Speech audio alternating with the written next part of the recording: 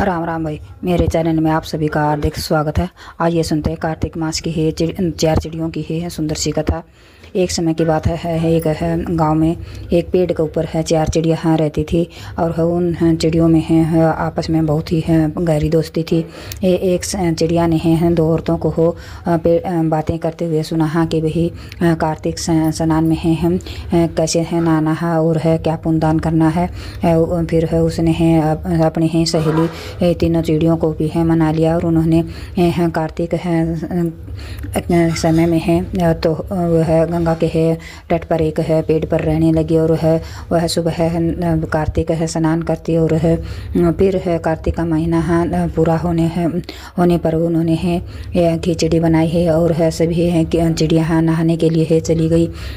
पहले एक चिड़िया है नहा कर आई है तो उसको बहुत भूख लगी हुई थी, उसने है उस खिचड़ी की भाप खा ली है और सो गई। फिर दूसरी चिड़िया आई हो तो उसने है खिचड़ी का पानी पिया और सो गई है। फिर तीसरी चिड़िया आई, वह उसे भी बहुत भूख लगी हुई थी, उसने खिचड़ी खा ली। फिर चौथी चिड़िया नहा कर आई है तो उसे भी बहुत भूख लगी हुई थी, उसने है खिचड़ी की है खुरचन खा ली है और वह भी उन तीनों के साथ है सो गई।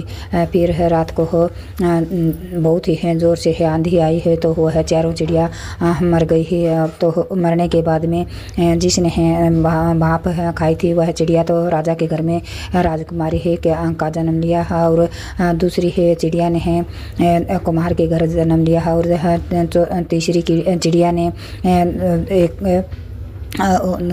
कुम्हार के घर जन्म लिया और चौथी है जिसने खुरचन खाई थी उसने उसी है राजा के घर में है हथनी का रूप लिया।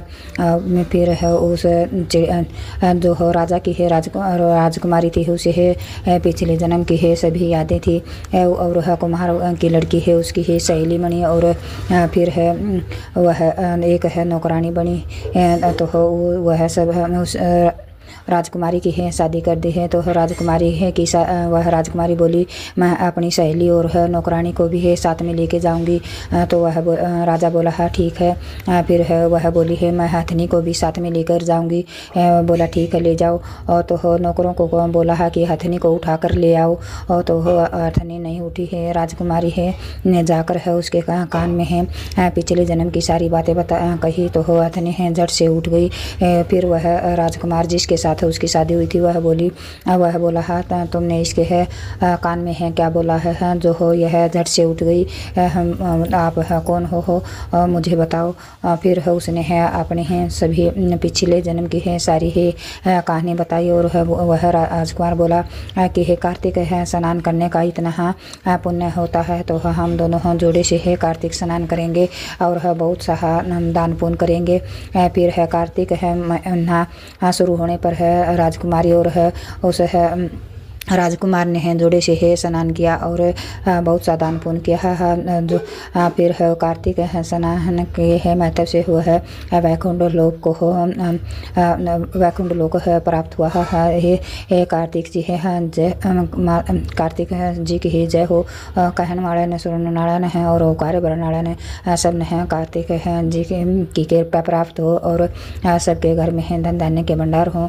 जय हो कार्तिक जी की जय हो सच्चे दरबार।